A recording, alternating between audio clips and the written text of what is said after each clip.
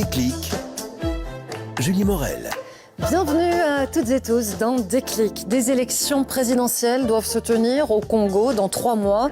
Et à l'approche de ce scrutin qui verra le président Tshisekedi briguer un 2e mandat, les voix critiques envers le régime ont de plus en plus de difficultés à s'exprimer. Sur place, opposants politiques et journalistes dénoncent un tournant autoritaire du pouvoir congolais. Notre invité ce soir, Eric Nindou, est le directeur de la communication de la présidence congolaise. Il répondra à ces accusations. Et puis, cette question ce soir dans Déclic, est-ce le moment d'investir dans l'immobilier? Les prix commencent en effet à baisser, mais les taux d'intérêt et les coûts de construction et de rénovation, en revanche, ont grimpé en flèche. On fait le point ce soir sur les dernières évolutions du marché avec une notaire, un agent immobilier et un promoteur.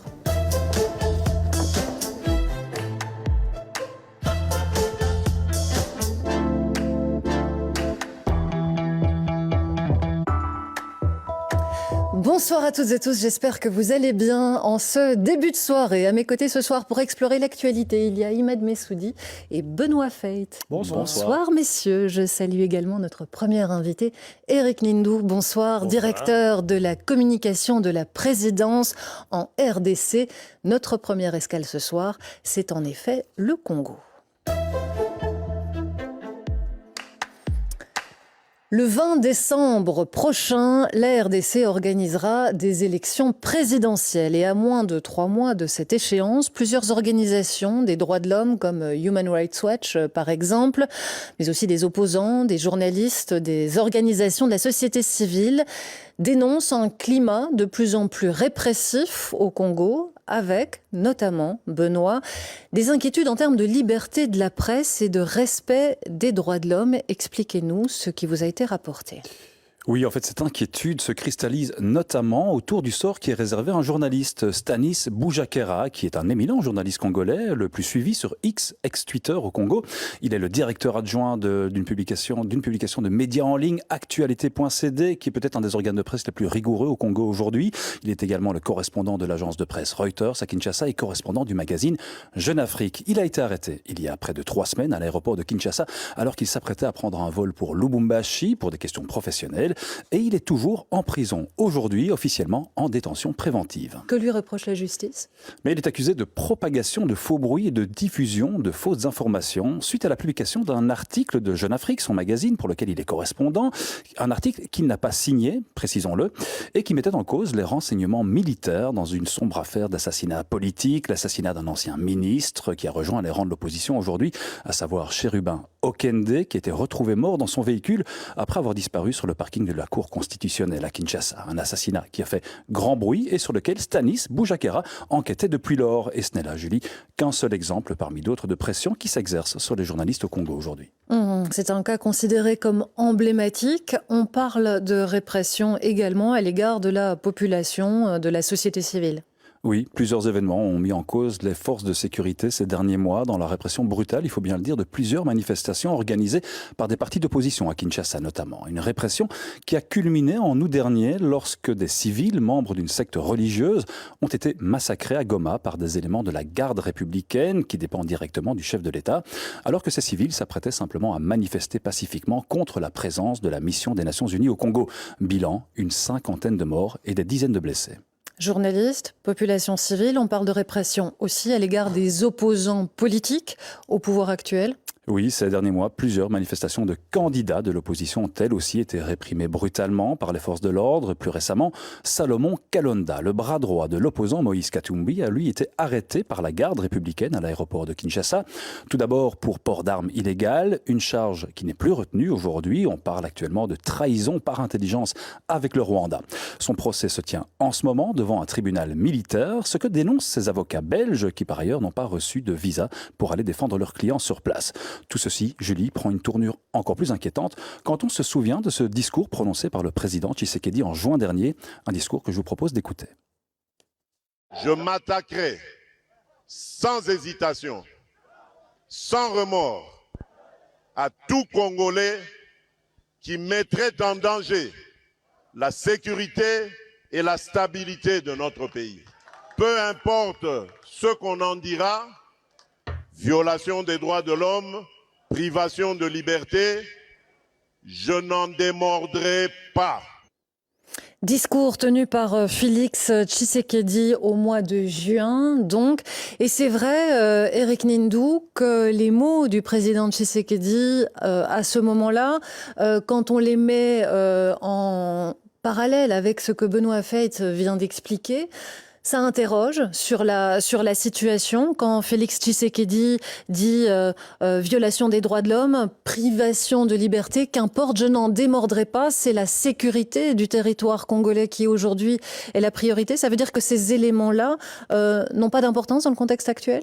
Merci Julie. Plusieurs choses à dire d'abord. Le commentaire de M. Feith est non seulement partiel, mais il est très partial en fait. Parce que si vous suivez la séquence du discours du président, il faut mettre ce qui se dit juste après. Alors si vous l'avez suivi dans son entièreté, parce que c'était un discours où le président rendait hommage à Monseigneur Kassanda qui fêtait ses 25 ans de diocèse à Mbujimaï, il termine cette séquence-là par dire « Je n'en démordrai pas, mais démocrate je suis, démocrate je demeure ». Et il rappelle même l'heureuse mémoire de son père, Étienne Tshisekedi, qui a été en fait le père de la démocratie congolaise, puisque ça a été le grand opposant, notamment au maréchal Mobutu. Donc, il faut suivre les choses dans toute leur séquence. Donc, de ce discours, vous, c'est la fin que vous retenez, cela dit ? Non, je dis la fin, elle permet de contextualiser les choses. Ouais. En fait, quand on écoute tout le discours dans son entièreté, on comprend bien que le président veut dire ceci, je demeure démocrate, je me battrai toujours pour l'état de droit au Congo, mais n'empêche, je me battrai aussi pour les questions de sécurité. Parce qu'actuellement, vous n'êtes pas sans l'ignorer, le Congo subit une agression qui dure depuis près d'une trentaine d'années et qui est récurrente à l'est de son territoire, donc dans le Kivu, mais même aussi dans l'Ituri, mais notamment menée par le Rwanda via des proxys, c'est-à-dire via des milices que le Rwanda alimente. Des rapports de l'ONU, de multiples rapports de l'ONU l'ont prouvé. Ils sont armés, financés, aidés par le Rwanda. Notamment, la dernière en date, c'est le fameux M23. Et ils pillent, ils tuent, ils violent à l'est du Congo. Et c'est cette menace sur la sécurité du territoire congolais qui justifie ce qu'on vient d'entendre dans le compte-rendu que Benoît Feith vient de faire, c'est-à-dire... Non, qui ne justifie pas, parce que ça aussi, c'est pour ça que je disais partiel et partiel.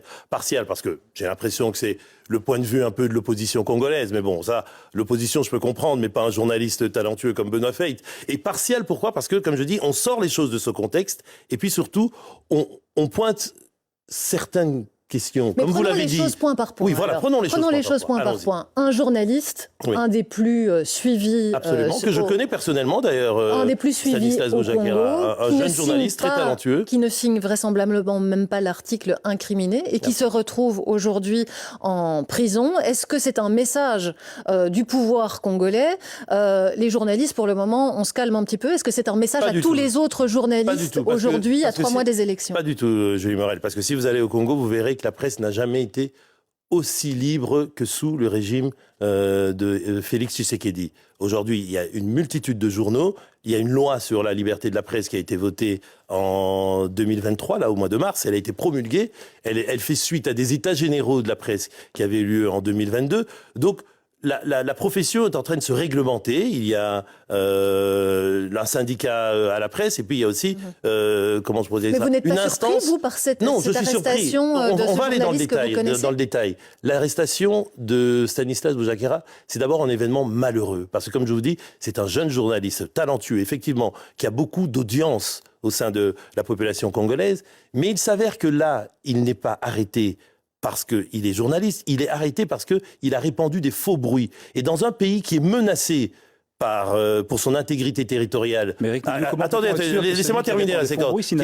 Qui est menacé par des rebelles, par une milice qui est armée, des terroristes en fait, qui sont armés par le Rwanda, quand il propage de tels mensonges. Mais il a propagé où ? Il les a propagés dans Jeune Afrique, ça a été repris même par RFI. Pardon ? Il n'a pas signé cet article. Mais l'enquête, je ne suis pas enquêteur, mais l'enquête a prouvé que c'était lui qui était l'auteur de cet article. Un article qui n'a jamais été écrit par l'ANR, l'Agence nationale de renseignement, c'est-à-dire les services en quelque sorte. Symboliquement. Donc c'est un article qui peut conduire à la déstabilisation d'un État. C'est pour ça que Stanislas aujourd'hui est sous mandat d'arrêt. Il peut conduire à la déstabilisation d'une profession. C'est une arrestation provisoire. Il y a un procès qui est en cours. Il a accès à des avocats. Il est suivi. Et le président, lors de son séjour à New York, il y était récemment, il a tenu une conférence de presse. Et il l'a dit d'ailleurs devant la presse, il a dit je m'assurerai moi-même qu'il n'arrive à rien de mal à Stanislas. C'est-à-dire que son intégrité physique... Oui, mais ça, c'est la procédure judiciaire. C'est la procédure. C'est un fait grave, quand même, de répandre de fausses affirmations, de mettre en cause des services... Mais donc vous contestez que c'est un signal envoyé aujourd'hui à la presse congolaise? Pas du tout, pas du tout. C'est un événement malheureux, parce que ce soit Stani ou quelqu'un d'autre qui l'ait fait, il y aurait eu la même démarche de la part des enquêteurs. Parce que le fait, c'est répandre des faux bruits. Vous savez très bien que même la Belgique aussi y est confrontée. C'est-à-dire, avec les réseaux sociaux, la prolifération des fake news sur les réseaux sociaux, ça peut déstabiliser un État, surtout en cette période sensible qui est la pré-campagne. Et on va aller vers la campagne électorale. On passe au second point. Une autre accusation qui est faite aujourd'hui, c'est la répression sur les populations civiles. Alors c'est la garde républicaine qui est directement mise en cause. L'ONU elle-même s'interroge, en tout cas, sur le rôle que cette garde républicaine, donc qui dépend directement du pouvoir, joue aujourd'hui dans certains massacres. Est-ce que le pouvoir congolais a le contrôle sur cette garde républicaine? Comment expliquer ce qui s'est passé, par exemple, à Goma? Non, Julie Morel, soyons précis. Ne dites pas dans certains massacres. Il n'y en a pas eu 10. Il n'y en a eu qu'un. Et c'est un fait malheureux, regretté, condamné par le pouvoir, par le gouvernement, par le président Tshisekedi lui-même, qui a dit que c'était inacceptable ce qui s'est passé à Goma. De ce point de vue, il y a une enquête qui est en cours. Il y a déjà une dizaine de militaires qui ont été mis en prison. Et l'enquête continue. Est-ce que l'armée est sous contrôle? Bien sûr, l'armée est sous contrôle. Mais il faut aussi voir d'où vient cette armée. C'est une armée qui vient de multiples phénomènes de regroupement avec des rebelles et tout. Et le président Tshisekedi a hérité de cette armée qui était en quelque sorte dans un état, disons-le, pas très en forme. Et il a mené toute une politique de réforme de l'armée. Et notre armée est en train de monter en puissance justement pour pouvoir assumer son rôle régalien de maintenir la sécurité du territoire et l'intégrité de nos territoires également. Donc, pour être bien précis, le massacre de Goma, puisque c'est de ça qu'il s'agit, c'est un fait malheureux qui a été condamné par tout le monde, par le président en premier. Et les coupables seront punis. Les enquêtes sont en cours, il y a même un procès qui a débuté à cet effet. Donc il n'y a aucun doute là-dessus.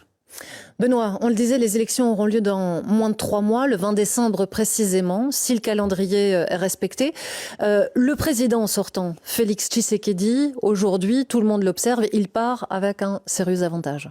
Oui, de toute évidence, parce que le président est déjà en place, il est visible, il est très présent dans les médias, il est aussi entouré d'une série de ténors de la politique congolaise pour se lancer dans cette campagne présidentielle, des ténors de la politique congolaise qui représentent un petit peu toutes les provinces, et on sait qu'au Congo, le vote provincial reste très important. Donc ça donne un avantage certain au président, une élection qui se jouera, rappelons-le aussi, à un seul tour, c'est donc aussi quelque chose qui... C'est la Constitution. Voilà, oui, mais c'est aussi une facilité pour un président sortant de se lancer dans une élection organisée à un tour. Alors, face à Félix Tshisekedi, il y a évidemment plusieurs candidats qui sont déjà plus ou moins déclarés. L'enrôlement officiel est seulement en cours à présent, donc on le saura seulement... Non, il est terminé. L'enrôlement est terminé. Donc il n'y aura plus de surprise. Non, vous dites l'enrôlement des candidats. Des candidats. Ah non, oui, des candidats, non, c'est pas terminé. Je parlais de l'enrôlement. D'ailleurs, le président n'a même pas encore présenté officiellement sa candidature. Il le fera dans les jours qui viennent. On peut avoir une exclusivité. Pardon ? On peut avoir une exclusivité ici. Il sera candidat. Il sera candidat. Ce n'est un secret pour personne. Ce n'est un secret pour personne. Merci pour la RTBF. Et il va gagner. On vous réinvitera pour en parler d'ici fin décembre. À côté du président sortant, évidemment, d'autres grands noms de la politique congolaise qui vont certainement, en tout cas, ils vont déjà annoncer leur intention de se lancer dans cette course. Il y a évidemment Moïse Katumbi, l'ex-gouverneur du Katanga. Dans le bras droit, Salomon Kalonda, on en a parlé, a été arrêté et qui est actuellement donc jugé devant une cour militaire. Moïse Katumbi qui a également perdu un collaborateur précieux, la personne de Chérubin Okende, qui a été assassiné cet été dans des conditions toujours non élucidées après avoir disparu sur le parking de la Cour constitutionnelle. Donc ce candidat Moïse Katumbi part un peu en ordre de bataille avec quelques désavantages, lui, de ce côté-là. Un autre nom circule également, il y a celui de Martin Fayulu, qui, vous allez le rappeler certainement dans quelques instants, considère, lui, qu'il est le véritable vainqueur des dernières élections. Il va peut-être se représenter, il l'évoque après s'être éventuellement rétracté, c'est une possibilité également. Et un autre nom circule que nous connaissons bien ici en Belgique, c'est celui du docteur Denis Mukwege, le prix Nobel de la paix 2018. Mais lui, son nom circule depuis de nombreux mois, mais il n'a toujours pas annoncé officiellement sa possible candidature à cette élection. Le docteur Mukwege, très connu à l'international, reste à voir au sein du pays quelle est son aura et s'il a des chances, par exemple, dans cette élection. Alors, quelle garantie de transparence pour ces élections le 20 décembre, Eric Nindou? C'est vrai que des questions se posent.